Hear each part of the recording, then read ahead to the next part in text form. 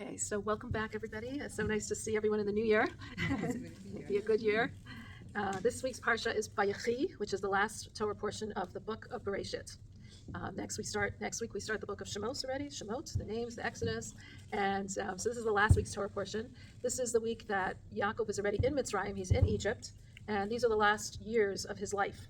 And it says that these last years of his life were the best years of his life, even though it was in Mitzrayim, in Egypt, which is a corrupt place, a morally corrupt place, but it was the best years of his life because he was with his son Yosef and reunited. And of course, Yosef took care of all his needs, but it was more than that he was there with Yosef. And more than that is that he saw that despite Yosef being in Mitzrayim and having the position of a second in command there, you would think that he would be corrupted by the environment. And yet he saw that he was not. He held strong in his values, the values that Yaakov had taught him when he was a youngster. He was away from him from when he was the age of 17 till now, and yet he saw that he still was strong in everything that he did, despite him being very much involved in the world, very much involved in all the details of running the country, yet he was strong and stayed true to his values, and that is what gave Yaakov the best years of his life. And that's why this week's parsha is called Vayechi, which means really, and he lived. And yet the parsha is about death. It's about Yaakov dies. Yosef also is dying. It's the end of an era. It's the end of the era of the patriarchs. Even the Shvatim are dying at the end of this week's parsha, and next week's parsha is already a different saga, a different situation with the Jewish people in Egypt. But despite the fact that it's all about so many deaths, it's called, and they live, Vayechi, and he lived.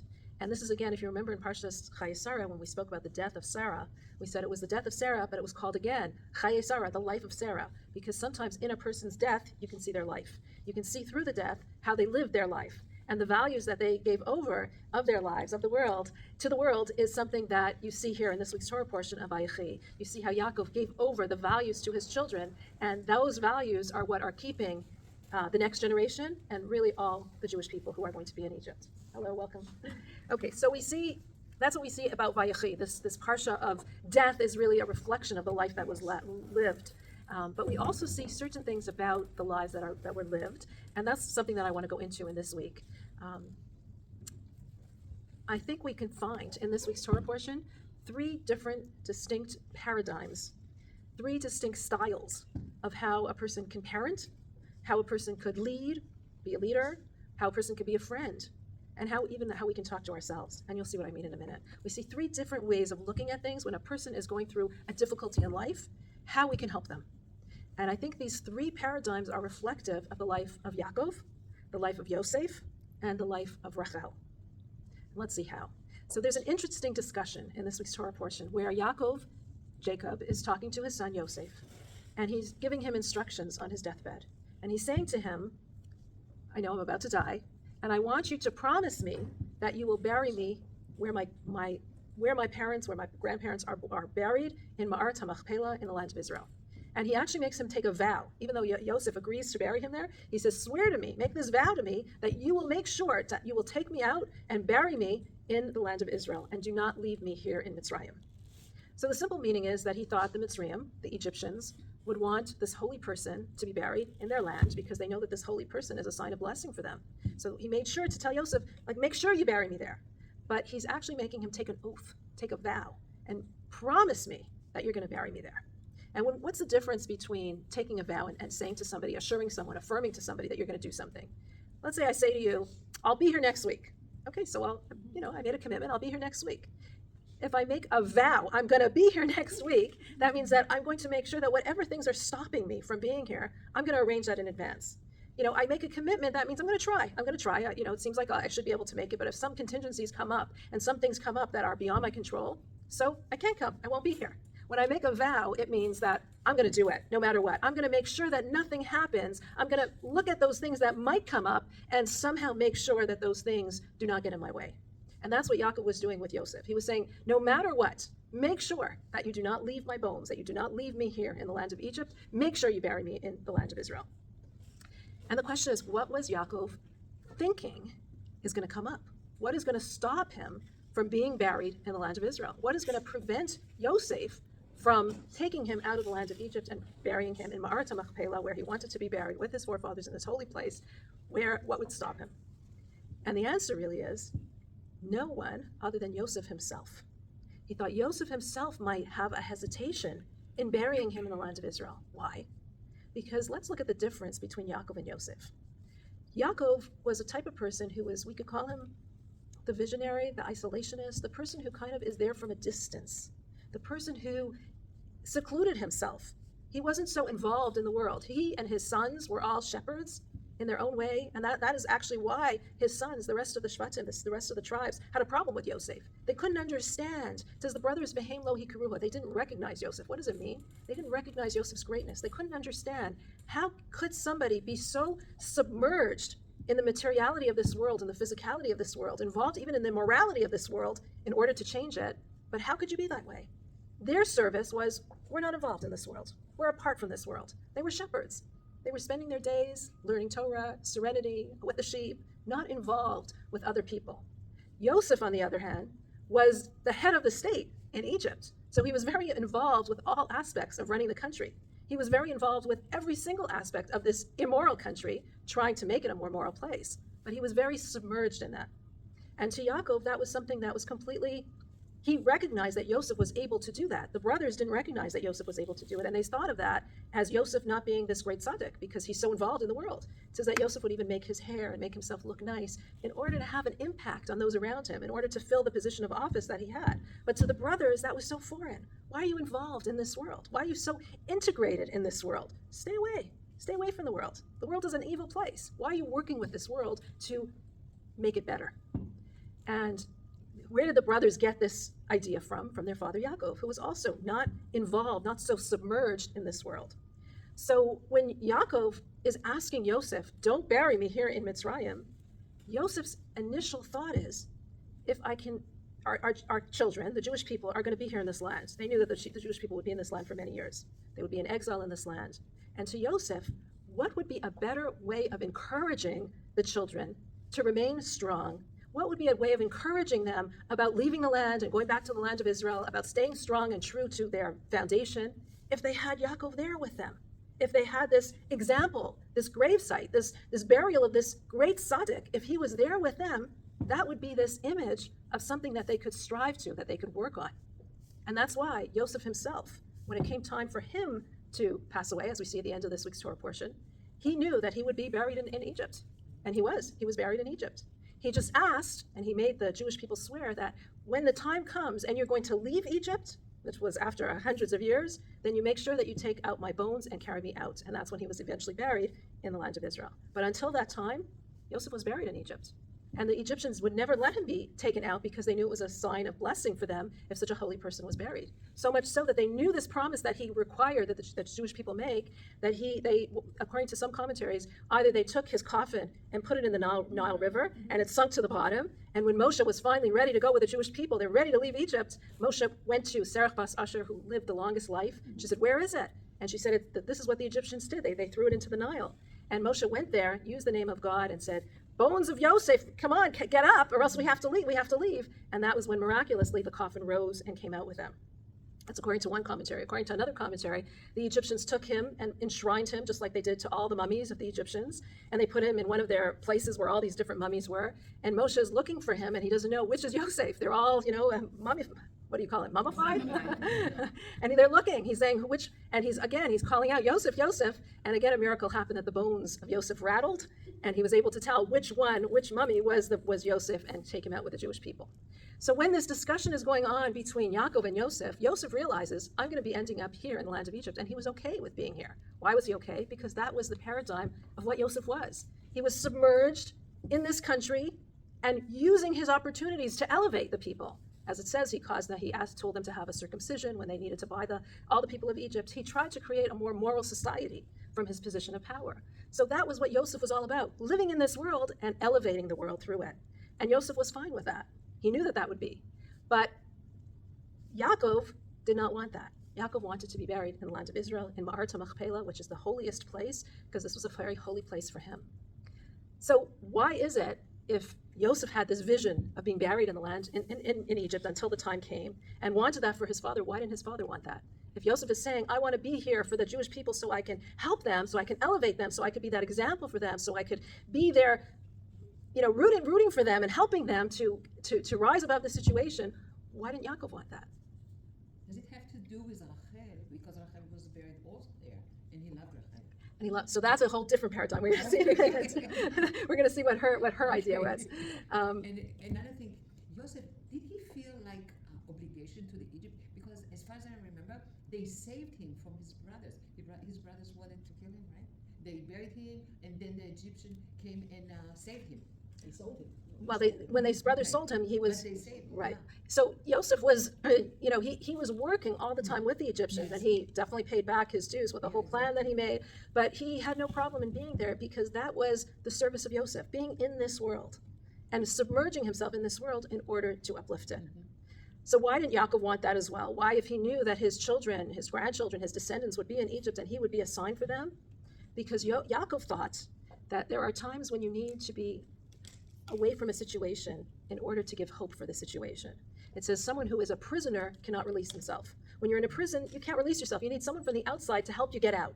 And Yaakov felt, if I'm away in the land of Israel, that will be the vision that the Jewish people will have for their own redemption. They'll feel like, okay, this is a distant vision, this is a distant example, but this is what we can hope for, this is what we can wish for. Whereas if I'm in the situation itself, they won't feel that way. And it's like if ever, any of you ever have a fly in your house, you have a fly, and where does it always go? It always goes to the window, right? And it will go up and down the window, like right up and down the screen, over and over, like it will keep going up and down, up and down, up and down, but it won't know how to free itself because it's so in the situation, it can't see where there's an opening. Sometimes you want to say, like, just go a little to the left, right? No, it's open, I want you to get out of here, right? And it won't know where to go, right? And you're like trying to shoo it to get to the outside, and it will keep going up and down, up and down, up and down, right? Because it doesn't know, it doesn't see that further vision. And that's what Yaakov felt. In the situation, as prisoners in Egypt, they won't feel this vision. When they see that I'm buried in the land of Israel, they'll have a vision of something to aspire to, somewhere to go to, a vision of what purity is like, a vision of what righteousness is like from afar, and that's what they'll aspire to. So we see two different perspectives. Yaakov is like, be that visionary from afar, be a distant figure, but a figure that they can aspire to. And Yosef was like, no, let's work within this world. Let's be there in Egypt itself. And in this way, root for them, show them I'm there for them, I'm helping them, I'm trying to be in the situation with them, and that will elevate them and help them. So I think, from this, we could really see two different ways to help a person when they're in a difficult situation. Or parenting, when we're parents to our children, or when we're trying to give leadership to somebody, there's really these two different paradigms, and we're going to see a third one in a minute, but we see these two different paradigms. One is, be that visionary from outside. Show somebody from the outside what it can look like, what an example. For a parent, it would be like being that example to your children, kind of a little bit distant, that you're showing this is what being a righteous person is all about. This is how you can overcome the situation. Whereas the other example, which is Yosef, is working with the details of the situation, getting into the situation, helping your children master how they can overcome something. Two very different ways of looking at it. In fact, there's a story from one of the previous Lubavitcher Rebbes, the Rebbe Maharash, where he had a secretary who was working for him, and he used to see people every night in Yechidus, in this one-on-one interview kind of situation. And people would come to him to help them with their spiritual growth. And his attendant, after about an hour of him meeting with people, the Rebbe got very tired, and he needed to change his clothes because his clothing was drenched with sweat. And his attendant said to himself, he's only been seeing people for an hour, and look, his clothes are already so sweaty. Why is he sweating so much? Why is he so exhausted? And the Rebbe answered him, you have no idea what my work is all about. When I'm seeing people, when they're coming to me, what happens? They're coming to me as this visionary, as this Rebbe, as this person from afar, a much higher level of what they are, in order to help them to get to be where they are. And what do I need to do? They come to me because I'm the Rebbe. And what do I need to do? I need to then change clothing and become them. In order to relate to them, I need to change my clothing, so to speak, and immerse myself in their situation in order to help them and uplift them. So throughout the period of time that they're in my room with me, discussing things with me, do you know how many times I'm figuratively changing my clothing from being the Rebbe, back to being the person, back to being the Rebbe, back to being the person? So much times I'm being the Rebbe because this is what they're coming to me for that vision from afar, that distant vision, that guidance that only someone like a Rebbe or someone who's above the situation can give. But then I have to go back into the clothes of what they're in to understand their perspective, their circumstances, the situation that they're dealing with. And I'm changing back and forth and back and forth. So within a period of 1 hour, look how many times I changed my clothing, and that's why I'm sweating so profusely. And that's an example of what Yaakov and Yosef are. Yaakov is kind of like the Rebbe from afar, that distant vision, or like a parent that you look up to who gives a certain figurehead that teaches you right and wrong, that you look up to, that you give respect to, that is a certain awe that you have of this person. Yosef is the parent who's on the floor with you, helping you play with the blocks, showing you how to do it, showing you how to be immersed in the situation, showing you how to deal with the situation, the specifics of the situation. And we're going to give a few more examples of these different paradigms in a few minutes, but before with that, I want to go on to a third paradigm. So we have Yaakov, who's kind of this distant figure, this figure that's above, that can give someone to look up to. Yosef is this figure that's involved with you, immersed with you, helping you deal with the situation and become better through the particulars of the situation. And then we have Rachel. What's Rachel? What's the paradigm of Rachel? So as Yaakov is talking to Yosef and he's telling him about his wishes for the future, that he wants to be buried in Ma'arta Machpelah, and he's telling Yosef, swear to me that you'll listen and you'll bury me there. He's saying, and now I'm sure you're thinking, what about my mother? What about my mother? It's so important for Yaakov to be buried in Ma'arta Machpelah because it's such a holy site, and this is what Yaakov wants for himself. So why did you bury my mother just on the way by Beit Lechem? You didn't even walk to Ephrat, a little further, which was about 3/4 of a mile to a proper place. And all the more so, a little further down is Hebron, Ma'arta Machpelah, but you just buried my mother right there on the way? So Yaakov knew that Yosef would never ask this, but this is what he was thinking. You're probably thinking, he says to him, why didn't I bury your mother in Ma'arta Machpelah with me, where I'm going to be buried? Why did I leave her right there on the way, just on the roadside? And he says to him, it's not because it was a rainy season, because it wasn't even a rainy season. So I could have walked the extra 3/4 of a mile to Ephrat, or I could have walked a little further to Ma'arta Machpelah. It wasn't because of the seasons. It wasn't because it was difficult. But I buried Rachel there in Beis Lechem, on the way, right on the roadway, because I want you to know this is where she wanted to be buried. This is where she would want to be buried. Why would she want to be buried there, right there on the road? And he says to her, I'm going to reveal to you the secret of the essence of what Rachel is, what your mother is. Why did Rachel want to be buried on the roadside there? Because Rachel had a premonition, she had a prophecy. She knew that years later, when the Jewish people were exiled after the first temple, in the Babylonian exile, as Nebuchadnezzar is exiling the people, and they're walking out in their chains as servants to Babylonia, and they're leaving their land, forced to leave their land, where are they going to go? They're going to pass on the road her gravesite. They're going to pass by, on the roadside, her gravesite. And they're going to get comfort from seeing Rachel there.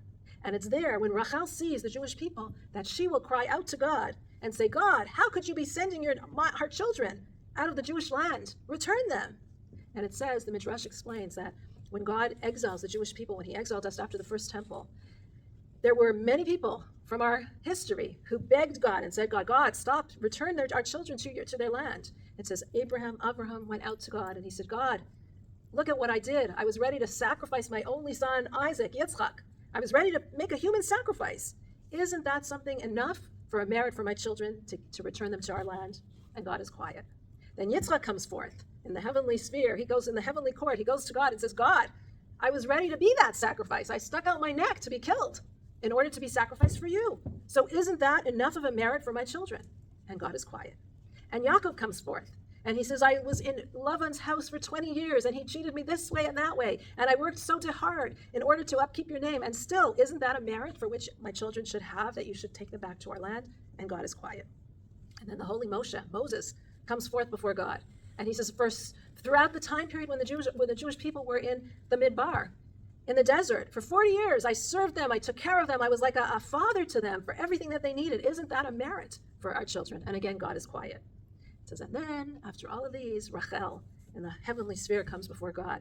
And she says, God, when it came time for my marriage, Yaakov worked for me for 7 years. He worked for my father for me. And then it came time that my father switched me with my sister, with Leah. And Leah was going to be married to my betrothed, to my chosen one. And rather than have her be embarrassed, I gave over the signs. Yaakov knew that maybe my father, this swindler Lavan, would do something like that. He anticipated it, so he gave me some signs in order to show him under the chuppah that it was really me. And just so that my sister shouldn't be embarrassed, I gave her over the signs. And so how could you, God, now be jealous or angry with your Jewish people because of some idols in the house? I was ready to take in my sister into my house, this rival, to replace me in my house, and you're going to be jealous over some silly idols that the Jewish people are serving? And to this, God answers, and he says, Rachel, I hear your cries, And Beshuva banim likvulech, and your children, I promise you, because of you, I'm going to listen. Your children will be returned to their borders. So let's understand again what this is saying. What did Rachel do? When Rachel gave over the signs to Yaakov, to Leah, to marry Yaakov, she was really forfeiting her place. She didn't know that Yaakov might decide to marry as well her sister. And in fact, in the Torah, it says that you can't marry two sisters. So it was very likely that Yaakov wouldn't even marry her. It was only because he promised her that she's going to marry her, and this was before the Torah was given, that he was even allowed to marry her. And that's why we see, by the way, that when they left Lavan's house and they're going to enter into the land of Israel is a very holy place. Rachel dies because the land of Israel couldn't have two sisters married to one person.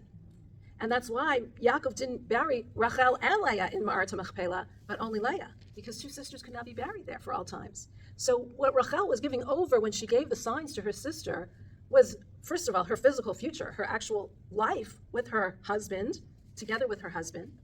She was also giving over her spiritual future, because here she was forfeiting even being married to Yaakov in the future. And what she was giving over in what Yaakov is telling Yosef, what she was giving over as well, is being buried next to Yosef, just for the sake of her children. She wanted to be buried here, he's telling Yosef, on the way, in Beis Lachem, not next to me for all eternity. Why?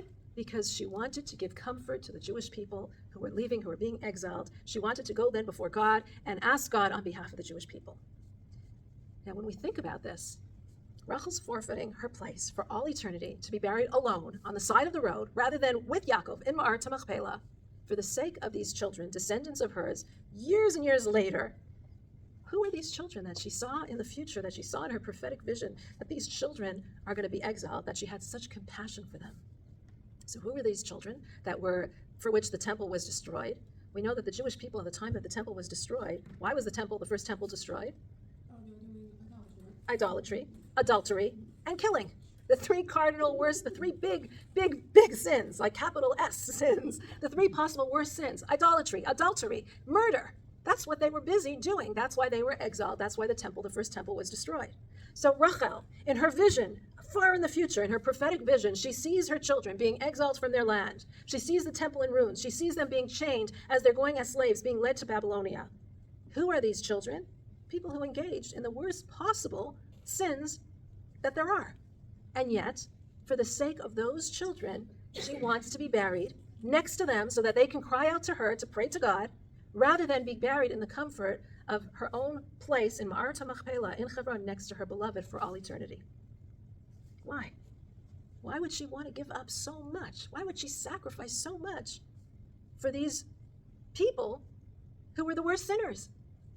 Okay, in her own life, she sacrificed so much for her sister, and now in her death, she also has to sacrifice for these sinners? Because to Rachel, they weren't sinners. They were her children. And that's why Rachel epitomizes the mother, the Jewish mother. That she looks at them, and she doesn't see sins. She looks at them in the far future to these children, and she sees children, her own children who may have strayed, children who may have done wrong, but children, people who at essence were holy neshamas, holy souls, pure souls. True, on the outside they did all these wrong things. On the outside they did all these sins, terrible sins. But she sees beyond the sins, beyond the outside, to what's inside. And what is inside? A beautiful soul that's connected to God. And she says, for these people, for these children, for them I want to be buried next to them. And really, this is how like any Jewish mother looks at her child. I remember, I think I might have told you once, I was driving, and there was this student driver in front of me. And you know how you get frustrated when you have a student driver in front of you, and stopping and going so slow, right? And at every stop sign, turn to the right, turn to the left, before she proceeded. There was no cars around. It was clear, right? And she's going way below the speed limit, stopping and going so slow at each stop sign. But I wasn't frustrated. Why? Because the day before that, my own daughter was in a student teacher or driving car, learning how to drive. And I saw my own daughter turning into my house, and before she turned into my driveway, she also stopped, turned to the right, turned to the left before proceeding, right? So when I saw this person in the car in front of me, I wasn't seeing a stranger, I was seeing my own daughter. And when I could vision another person as my own child, that's when I had this compassion. When we're able to see another person as our own, as my child, you see beyond the outside, the blemishes that are on the outside, and you see to the essence of what they are. And that's what Rachel did. That's why she's epitomizing the Jewish mother of all times, because she's looking ahead at these children that are sinners, She's not seeing sinners. She's seeing beautiful souls, beautiful neshamas for which she's willing to sacrifice all eternity, being with her beloved husband, Yaakov, in order for them to have comfort, in order to show them, you're okay, you're good, I love you, you're okay the way you are. And that, I think, is the third paradigm of parenting. And there are times when we need to use all parts of it. There are times that as a parent, we need to be a little distant, that vision for our children to see a vision of morality, a little distant from them, a little higher than them, someone that they can look up to and admire and say, this is what I should be. There are times that we need to be like Yosef, on the floor with them, working with them, showing them how we can be better, how we can do more, believing in them and showing them that we believe in them and helping them to improve and do better. And yet the most enduring style is that of Rachel. Because Rachel isn't just this vision from afar. She's not the person who's actually involved and integrated and getting involved with the conflicts that the child might be having. But she's showing the child the beauty of their own soul. She's showing them who they are. And so all the conflict falls by the wayside. So I want to give you a few examples of this. For example, let's say you have a child who's involved. I know when my daughter was, in high school, a teenager, there was all this drama, social drama, right? All this social, this one's friend and that one's friend, and this one was like this and that one was backstabbing. Girls are like that, especially in their teen years, probably boys too in their own way. All this drama, right? So how do you handle something like that? So let's go through these three different styles of leadership or parenting. The Yaakov style would say, this is all so silly. This is your high school years. Think about it in the future. It's not going to be anymore. This is so insignificant in the grand picture of things. And you show your child that vision of how in the future things are going to be so different for you that this is all so silly and so insignificant. The Yosef way of parenting would be to actually give the tools to your child of how to deal with this friend is backstabbing you, this is what you should do in a practical level to this situation, and show your child that through what they're going through, they too are becoming a better person. They're learning from these challenges and helping themselves to become a better person through these challenges. The Rachel scenario is build up your child so much that it doesn't even bother them. They'll look at it as trivial. Build up the child so that they have this belief in themselves, this self-esteem of who they are, this confidence in who they are. I believe in you. I know who you are. And I'm giving that belief over so that you see yourself, not as this conflicted, teenage child who is looking for the self-esteem and affirmation of others in order to make me feel better. But I'm building you up so that you see yourself differently, so that these issues don't even bother you, right? So these are the three different styles. Another example, your child is going through college or a difficult boss, at work, or they're overwhelmed with the situation. Again, three different paradigms. The Yaakov paradigm is, look beyond that. There's going to be a time when you're finished college, you're working, you're going to be the lawyer, you're going through now the nights and studying. Look to the future, to a distant future where you're going to overcome this. The Yosef paradigm is give them the skills, help them, and teach them that through the studying and everything else, they're actually becoming better people as a result. And the Rachel persona is build them up. I believe in you. I know you can do it. I have the confidence in you so that they have that confidence in themselves. And this is true on so many levels. You're in a dark room. Someone's in a very, very dark room. There's different ways of helping people get out of that dark room. The Yaakov is you show them the light at the end of the tunnel. There's a way out, right? The Yosef is you give them a flashlight and we're in the room. You help them to navigate out of the darkness. And the Rachel is that you change the darkness into light itself. You show them that the darkness itself is the light. Okay, so this is and although all three different ways are necessary, and this is how we can talk to ourselves as well. For example, we're praying, right? Prayer, the same thing when we're praying. We're praying to God. There's the Yaakov that we should look at the whole picture and see, you want this and this detail in your life to be changed. Look at the picture and all that God is giving you. Look at that from afar. The Yosef is, let's evaluate, what do I really need? What's really true? What's important in my life? And the Rachel persona is look at it at the connection that you have with God and how much God loves you as a person. So these are really three different ways of looking. The person from afar, kind of that example, the integrationist who's integrated, working with the details, and the Rachel persona that helps you to identify who you really are, to see the goodness of your soul, to see the beauty of your soul. All of them are necessary at different times when we are parenting, when we're in a position of leadership, helping a friend or a person that needs our help or ourselves. But I think the most enduring one is the one of Rachel. Because when you can show somebody who they are as a person, like Rachel did, it was when Rachel said, I see my children as souls, as good people. that God responded in kind. It was only to Rachel that God answers, your children will return to their borders. Because while Abraham, Yitzchak, Yaakov, Moshe all did good things, it was Rachel who showed the connection of who they are. And that is why, really, the Jewish mother is the one who determines if her children will be Jewish, because her connection to her child is a connection of essence. I'm not connected to a particular aspect of the child, but I'm connected to the essential person. And I see the essential person as the soul of God. Whereas a father is the one who determines what tribe the child will be. If you're going to be a Kohen, a Levi, a Yisrael, that is determined by the father. If you're going to be from which Shevet, from which tribe you are, that's determined by the father. Because that determines the particulars, the function that the child is going to have. But when it comes to the essence of who the child is, that's the mother who determines that. So these three paradigms of how we see the different burials of Yaakov, Yoseph, and Rachel teaches us a little something about each of them and about the way they show us in how to relate to people and how we can relate to parenting situations and leadership situations and friendship situations to help those that we love. So I'd like to ask us now to think about which paradigm do you feel you are in your relationships or in your friendships? Are you more of the Yaakov paradigm to those who you are in a position of leadership to or in a position of parenting to? Are you more the Yosef character or are you more the Rachel character? And in what way can you be really, what are situations where you could be all three? And with that, we will stop.